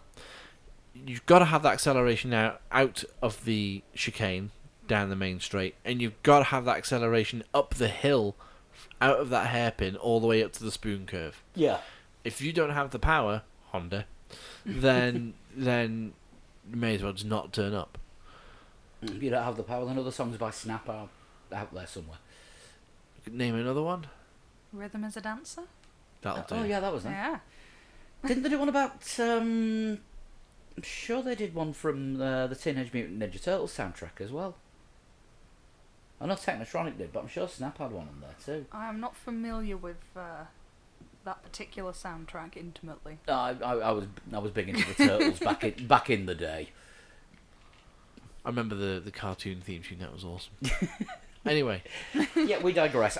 no, they were Japanese. Turtles. No, it was written by the cartoon was written by Japanese people. Yeah, but the Turtles weren't originally Japanese. It was No. 2 guys from New York, I think. Anyway, Japan. Yes, where turtles don't come from. Yeah, I think you're right about it being good for Mercedes. I think it's hard to say what Ferrari are going to be like because we just don't know what problems that they're going to have resulting from Vettel's gearbox and the 2 identical turbo manifold problems that hit both cars. Was it turbo manifold on Kimi's car? Yes, I read somewhere that it was an identical problem to what happened to Vettel with the engine that they put in on Saturday between FP3 and qualifying. Because the original engine that he'd used for the first 3 sessions Yeah. developed an electrical problem, and it was quicker to swap the whole thing out than to try and fix it. And unfortunately, there was a fault with the turbo manifold, so the air wasn't getting through the compressor. Oh no, that's Right. interesting because they had a upgraded air intake at Malaysia. So Did you spot the with the slightly two two sort of- hoods? not Mm. It was like their air intake box was wearing a hoodie, or a bracket, or kind of either side. yeah, headphones maybe. Yeah. Yeah. It was an emoji. Yeah, Beats by Ferrari. So I wonder if Surely that would be Lewis Hamilton's next move. Possibly. his own brand of headphones. Yeah. That'll be the only way that you can listen to his album when he finally gets Oh. around to releasing it. Beats by Hamilton. I will not be investing. I don't think I'm even going to bother listening to it on Spotify. So Do you listen to this podcast on Beats headphones? In that case, we'll have to talk like that because they enhance the bass. Yes, they do. Yeah, so Ferrari have got a lot of work to do. Are they going to revert to the old air intake? And are they going to be able to fix the snail trumpets? Snail trumpets. See, I That's remembered. exactly what they are. That's exactly, and I found many evidences to back me up on this since that day. But if things work out right, I think we could possibly see Ferrari making a challenge. I think Red But it Bull. all depends on too many variables. No, I think Ferrari will be there. I think 3 races in a row, and unless they completely lost their minds worrying about what could go wrong and miss something. I think we're going to have a 3-way fight, but I believe purely on the power on a power situation. We're going to have Mercedes edging it, and I think Ferrari will be able to edge Red Bull. But I think we'll have a 3-way fight in Japan. It won't be so straightforward. Well, Sergio Marchionne appears to be doing his usual sledgehammer to crack a nut or something, because he's blaming the... Also known as getting his excuses in early. Yeah, blaming a young team in the engine department for the failures, and action is being taken. So there's going to be some sort of 30-year-old engineers in Maranello waking up with a horse's head in the bed or something. That doesn't inspire good mechanics, does it? You wouldn't have thought. Well, and also, that's putting the not fear good of for God into Ferrari, people. given that their logo is that the prancing horse. Yeah. It's not prancing anymore. Yeah. Waking up with a horse's head in your bed is perhaps not the best thing to do. For... Yeah, maybe with the way that Ferrari have gone on with their management and staffing, and with the way that Marchionne is with his staff, perhaps replacing the prancing horse with a headless chicken might be one to do. Are you But we listening? all know- Are you listening, Charlie Jefferson? But we all know the story about Mike the headless chicken who just didn't die for 2 years. Who wants a headless chicken that you have to keep feeding for 2 years? With an eyedropper. Yeah. But so Ferrari are, I don't know, is Marchionne wielding the axe, making threats, generally being somewhere where people don't want him micromanaging again? Yeah. Yeah, back off, basically. Yeah, micromanaging doesn't always work, although I get the feeling from the implosion that Ferrari had in 2016. Was it 2016? 2013 through to 2016. No, because they did win a couple of races, didn't they, in 2015? But this small implosion they had in 2016 to the success they've had in 2017. But it's still not enough, because they hadn't won both championships by Italy, which appears to be the only thing that will stop Marchionne from kicking off at his own staff. Yeah, I mean, Marchionne swung the axe, but I think, from what I can gather, he left it to Riverbene to sort out, and Riverbene has made the changes necessary to bring Ferrari to the fore, sort of where they are. But now that things are going wrong again, do you notice when things are going right, Marchione is quite quiet. Yeah. And when things go wrong, that's when he's loud. Now that's not good leadership. No, it isn't. No. It's bog standard dictatorship. Yeah. And bearing in mind that Piero Ferrari still owns 10% of Ferrari, who, as a car company, still are the racing team as well. Yeah. Which is incredibly rare. You very rarely find. It's usually a racing division that of a company that takes the car company's name and races under that banner. Yeah. I remember, like the year we had 2 Lotus teams. Um, But it's not the case for Ferrari. It is actual, real Ferrari. That's why it's so important, I suppose, to F1. A lot of people see it as important to F1. yeah, let's not start the debate about, what would F1 be like without Ferrari? No. Less complainy. Probably. So, predictions for this week. My top 3, I'll say Hamilton. Do I want to say Hamilton? No, I'm changing my mind. A resurgent Valtteri Bottas. Yeah, Bottas, Ricciardo, Vettel. I think I'm going to go for Vettel, Hamilton, Bottas. Because he needs it. I Vettel, don't you know. mean? No, I think you're right that Mercedes will be quickest, and I think they'll be front row. But I think again in the race, I think The race pace sucks a bit, doesn't it? yeah, it hasn't been as good. I think that could be. Yeah, I think Vettel could end up getting the better of them on Sunday. Yeah, Vettel, of course, now has the extra engine in the pool, so he can push harder. But he might have the gearbox penalty. But that's the thing. I'm wondering whether to do 2 predictions, one with a gearbox penalty for Vettel and one for without, because at the moment that's the great unknown. On the other hand, if he has got a gearbox penalty, that means he's got a new gearbox. So he can just rag the living hell out of everything. He Possibly. might have a point there, actually, Dan. In that case, I'm going to say Vettel, Hamilton, and Kimi. Ooh, double Ferrari podium. Yeah. Yeah. I think it's going to be really, really difficult to call this one, and I reckon we're going to see the 3 top teams with more or less nothing between them. Yeah, I kind of agree with Dan, but I just picked 3 drivers, one from each team. Yeah.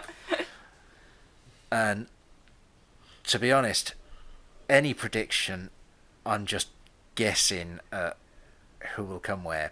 But I've got a feeling we're going to see one of the other teams on the podium. So not Ferrari, Like a Force India. a Force India or a Renault maybe. Julian Palmer. And bearing in mind that we had a 4th place Toro Rosso only a few weeks ago. Yeah. We did. And we've seen Williams on the podium this year. Yeah. So your prediction is going to be Gasly, Stroll, Palmer. I'm not saying none of the top 3 teams will be on the podium. That would be taking it a bit far, unless they Singapore the hell out of each other. So, what do we think? I reckon Hamilton has had pretty good luck all year. He's got a turn, hasn't it? He's due an engine failure or are being collected by a back marker or something like that. So, Or a Verstappening. a Verstappening. So, Vettel win. Hamilton DNF.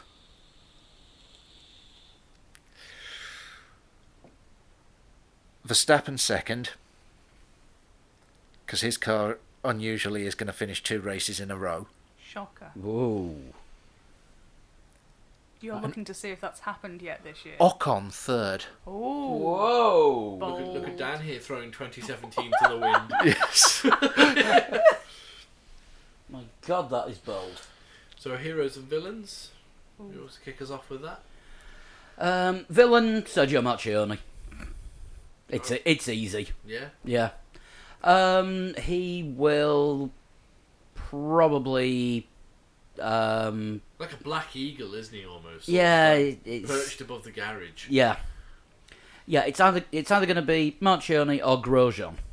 That's going to be the There's villain. a lot of braking. It could definitely Yeah. be Grosjean. Yeah, villain. I'll go Haas brakes. Haas brakes. Though they've been very quiet for a That's few the thing. races now. Yeah, maybe whoever's in charge of putting out the radio on the world feed just Oh no! They're can't bored be of it. arsed anymore. No, my villains are going to be Sauber because this is a power circuit, and they are going to be An extra chicane. Yeah, basically a mobile 2-part chicane. That's my villain. Don't know about heroes though. I'll come back to that. Somebody else do their villain. I'm trying to think who could be the hero. I think for villain, I might just throw Honda out there. Under the 'Cause, bridge. yeah. Under the bus. Throw them under the bus. No, there is a bridge you can throw him under. Yeah, There you is. go. The track goes over itself. But Do you not think that the McLarens have been getting better and not looking so much like the power unit is? exactly. So something's awful. definitely going to go wrong at the Honda home race. Do you think they'll try and Monza it where they turn it up a bit and Try and then do a both, toe in Yeah. qualifying. both cars break down? Yeah, try It and could happen. yeah. We made it through to Q2. Oh, we're on fire. Well, no, do you remember at Monza they started moving forward? They qualified quite poorly, but then they started moving forward really well. We were like, Yeah. hang on a second, it looks like both McLarens are going to trouble the points here. What's going on? This is Monza. And then they both broke down. Yeah. Neither of them finished the race. 'Cause These engines might be into uncharted territory as well. Yeah, maybe. Have they done this many laps? They both finished a race. We don't know. Yeah. Are we going to see? Are we going to see more engine penalties for the McLarens, so that they can get another engine in the pool Don't know. I think on a circuit where they're probably not going to do all that well? But again, would Honda dare do that on their Yeah, see, home Honda turf? might say, no, you're not doing that here. Yeah. So that would shaft McLaren later in the year. I think we're going to see Alonso radio messages. I'm not sure whether to put them as hero or villain. But I think they're heroic, Are we going to need the sad music for next week's show? probably. I think we might need the Benny Hill theme tune for Funny Fernando. I think he might be legendary Fernando this weekend. He's going to be my hero. There you go. But not for his race performance, for his radio messages. Yeah, if it's not going to be him, it's going to be French Toast. We want to hear him swear on live TV again. Yeah, we do. Although Cyril Abiteboul was a bit sweary last weekend on Channel 4, apparently. Apologising and then swearing. Yeah. In only the way that the French can. Yes. I believe he did actually apologise for his French and then said bullshit. Yes. I'm not quite sure how that works.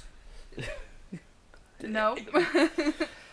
Right, Formula Lee. Formula Lee time. Yes. It was thanks to can I call him Gitface, seeing as he's not here and he's swearing at Disney characters right Call this him minute. whatever you like. Oh, I do frequently. Just most of it isn't repeatable. And I'm sure that everyone that took part in this week has been calling him quite a few things as well. Yep. Funnily enough, with it being a wet race in Malaysia, this has been the lowest number of entries for the 2017 game. And only 3 of the 3 Legs 4 Wheels team put a time in. I haven't got near the PlayStation this week. And there's the person who didn't. I'm quite impressed that Lee put a time in. Yeah, Before he went away. Put a time in and then went on Insulting holiday. beloved Disney characters. Yes. That's what he's been doing on his holiday. So in the 3 Legs 4 Wheels challenge, Third. Chris, you were third. 153.3. I'm finding 2017 a difficult game to get to grips with. I've got to be honest. I don't feel like it's much of a racing game as much as 2016 was. I don't know why. It doesn't feel like it. I feel like the whole movement of the game just doesn't suit how I like my racing games. Do you prefer them more arcadey or simulatory? More simulatory, and I don't feel that it's simulatory enough. Almost, it doesn't feel.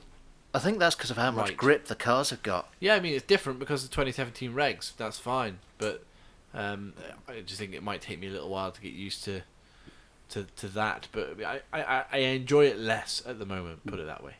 After playing 2016 on one of the Red Bull simulator Yeah. seats last week, 2017 is a lot easier, especially when the options aren't in Spanish as they were in the hotel. Well, they will be in Spain. Yeah, well, yes, and that's why I spent a large amount of the lap that I did in the gravel. And there's a lot of force feedback on those Wait wheels. a second, isn't the gravel in Spain the same as it is here?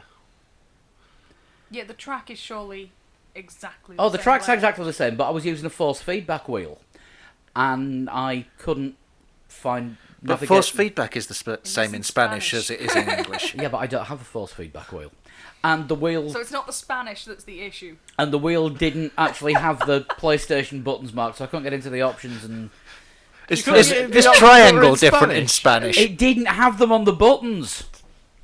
It just had plain. This is a racing driver excuse if ever one has It been heard. just had plain buttons. Get so to I the thought bottom of the pile, Could- along with Palmer's excuse that it was wind. I just thought I'll give it a go, and then I found out that I'd not got traction control or ABS, Yeah. and No, to be fair, it's very difficult. the wheel was trying to break my arms. Yeah. So I was actually fighting it. Anyway, yeah, Chris, you were third. I was third You out were of third. 3 legs, 4 wheels Yeah. room. I got second, and Lee won the podcast challenge again. But I've got a feeling he's not going to win the next one No. because he's away for another 2 weeks. Yes. So unless he can get to a PlayStation, How's he going to do that? He'll find a way. he probably He's a will. sneaky sort. Well, if I could find one in a hotel. Yeah. But moving on to the business end, the top 10. In 10th place, Finn Wilson, 148.96. Carl Jarzec, been practicing. Yes. Um, Good pronunciation. Well one- done, Paul. 148.037. Alessandro was 8th, 148.741. Paul Large Simon, as distinct from any other Paul Simons. Okay. And the original Paul Simon is quite short, I suppose. Yes, so I guess so. Kind of needs that. 148.658. Freddie Brunner in 6th, 148.475. These are all stunning times, by the way. These are incredible times. Vicha Camping, 5th place, 148.436. Ollie Vestley, 4th place, 148.306. Top 3. 3 names that we've heard before. Quite Go a on. bit. 3rd place, Pete Bull, Good old Pete. 147.919. Awesome effort, Pete. Well done. 2nd place, Chris Olby, 147.753. Very good, Chris. Improved well on his done. time from this morning by a thousandth of a second. Well, yeah, worth sending it in because we have seen differences of thousandth of a second before. And that means, Is he once back again, on top? he's back on top. Jeff Sharp with a 147.368. Well done, Wow. Jeff.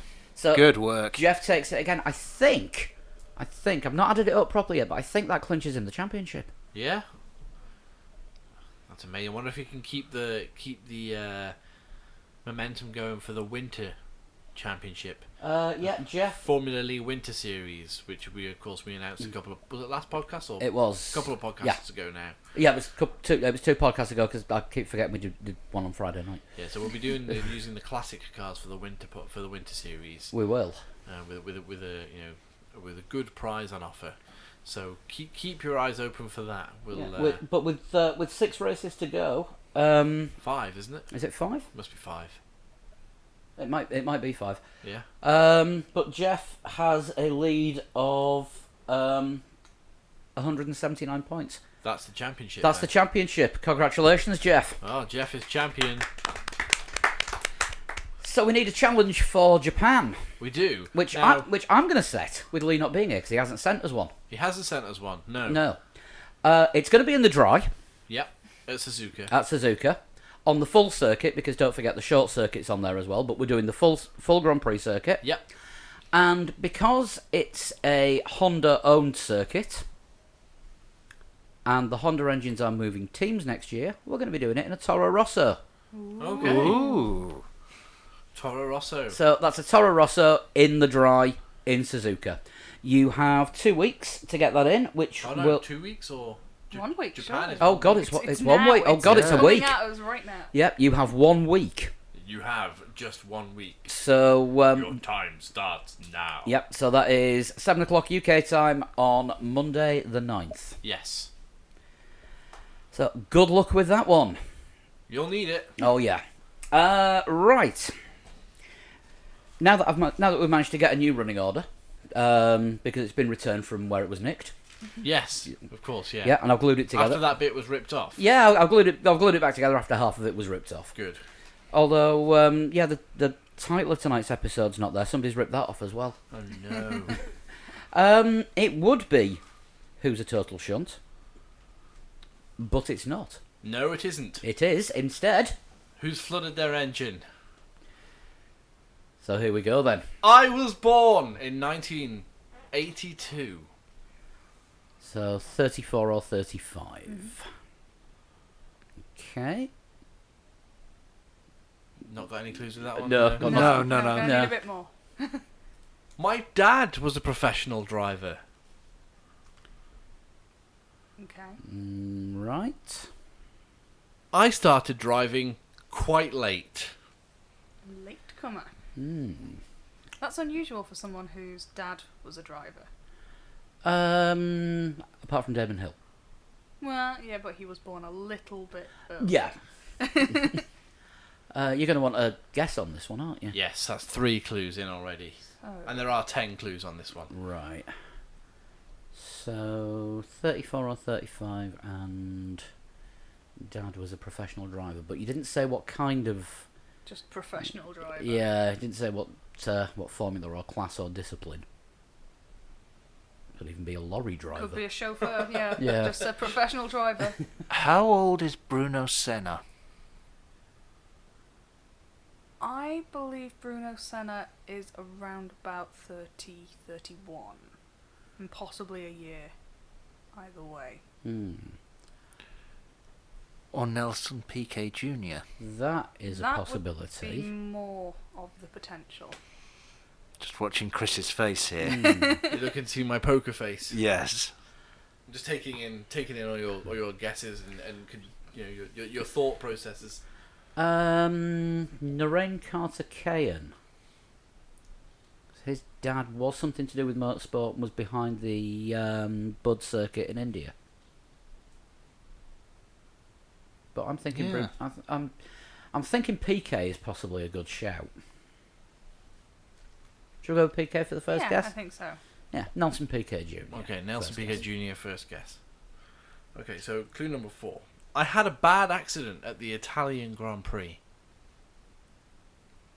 Well, I mean, Nelson Piquet Jr. had bad accidents all over the place. Mainly Singapore. That's why no one batted an eyelid at the Singapore one.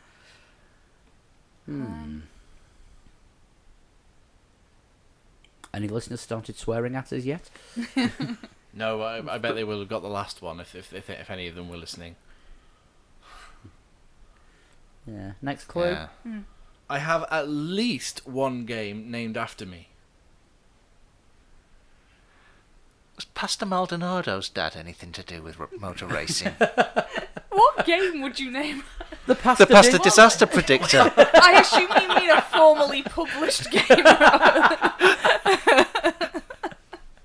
Could you imagine the Pastor Maldonado official computer game? It'd just be a There is a movie on There's a- YouTube. I think there's a niche audience for it. It'd just be a remake of Demolition Derby from the 90s. I do not believe it's Pastor Maldonado. If I'm just honest. So are we thinking that the Nelson Piquet Jr. Formula E Challenge is a game you can buy from Codemasters? No, I think it's a game you can buy from Nick Heidfeld's World of Disappointment. You can get a proper Formula E racing seat, which is a thing I didn't think anyone needed. Can we have the next clue?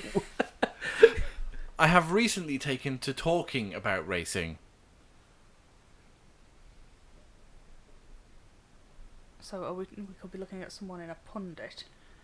Yeah. Ooh, or could we be looking at someone like Susie Wolf, Oh. whose dad runs a TT team? I know that much. I don't know what his involvement would have been in his younger days. Lorry driver, Thorin. Lorry driver. Professional. Yeah. Or could we be looking at someone who's just a bit of a gobshite like Guido Vandergaard? Because he talks quite a lot. How old is Claire Williams? 40-ish. She's a bit older. Well, I like the Susie Wolf curl, She'd be in that neck of the woods, age-wise. but she had a game. I know she's got some kind of cartoon version of herself that she posts on Twitter quite a lot, but I don't know what it's for. Now, I'd normally ask for another clue now. Another guess, sorry. But I will give you this one before I give you the last three. Oh, Okay. bonus clue. Although I was competitive in my discipline, my first love is music.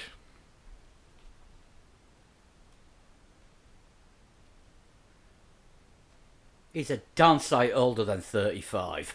That's the only two I can think of would be Villeneuve, who, like you say, is older, and Al Jaswari, who is younger.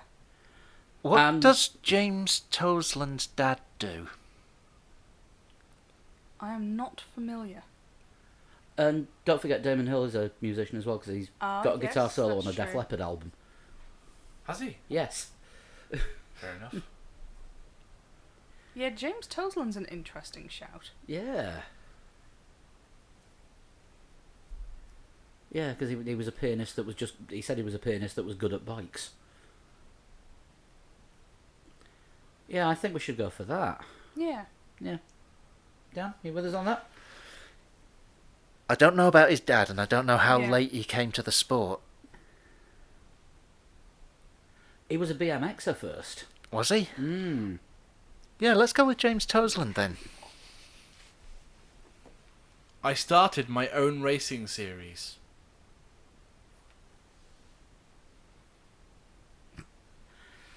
Have you just got, have you picked about 10 different people? You've just got one clue from each of them? No. Because at the moment, This this is all could one this person. could either be Jonathan or Julian Palmer.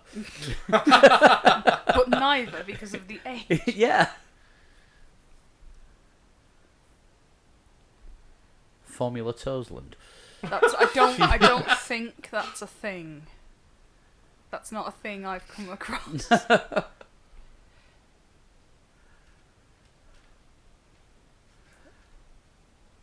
No, no. A game and a racing series. Do you want a penultimate clue? Yeah. We're gonna need it. I'm very rarely wrong, even when I am. Ferrari social media person.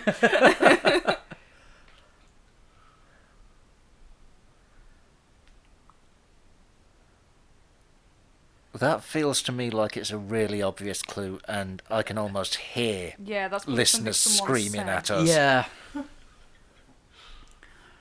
Yeah, I can visualise the tweets coming in now. You know, the OMG, you lot of morons. Yep, sounds about right. And then another one coming in later going, and you crap at Total Shunt as well. Yeah, we're going to need the last clue, aren't we? Yeah.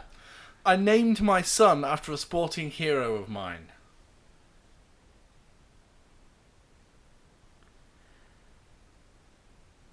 I'm still none the wiser. Yeah.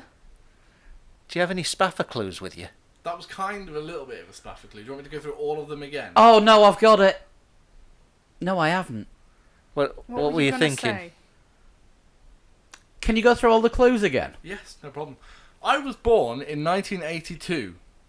My dad was a professional driver. got it. Oh, I've got it. I started driving quite late. I know Paul's got it. I had a bad accident at the Italian Grand Prix. I have at least one game named after me.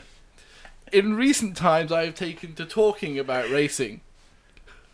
Although competitive in my discipline, my first love is music. I started my own Yeah, racing that's- series. just wait. I am very rarely wrong, even when I am. I named my son after a sporting hero of mine. Dan Are has you- not twigged yet. You've not got No. it? No. Chris, Yes. are you a total shunt? I am a total shunt.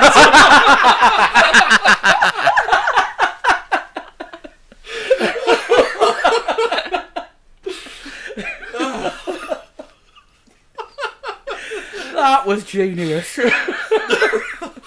For those of you at home who haven't got it, I am Lee from the podcast.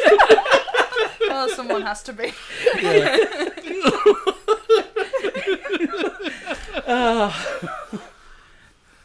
I thought you'd enjoy that one.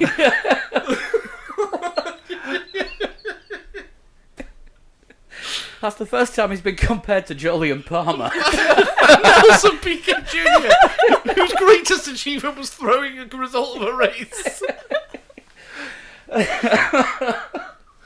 Oh, that was evil. Right, we'll be back next week. We certainly will. It'll be the four of us again. Yes. As he'll still be being a total shunt to little furry animals. Yeah. Of course. Sometimes with people inside. We will have a wrap up of the Japanese Grand Prix, any Yeah. other news that comes in during the week. Don't forget, if you want to get in touch, you can email us on 3legs4wheels@gmail.com. You can tweet us at 3legs4wheels. And At Sean Cowper. At Flood21. At Danbert. and at Pablo100. We've got the Facebook page.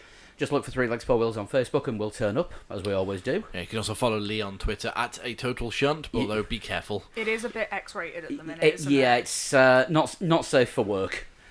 We're on Instagram as well. Usually respond on there and get the occasional photo when there's something worth Instagramming about. Yeah. And if you want a little bit of extra content, we've got the Patreon show that we do every week. Not Formula 1 related. We'll try not to be. Try not to be Formula 1 related. I think it was board games, auctions, and iffy DVDs, amongst other things, this week. Yes. And how to pour a Jack Daniels. Yes. Or how not to pour a Jack Daniels. Well, Well, it wasn't how to pour it, it was how to receive it. Yeah, or how not to stop getting a Jack Daniels poured. Yes.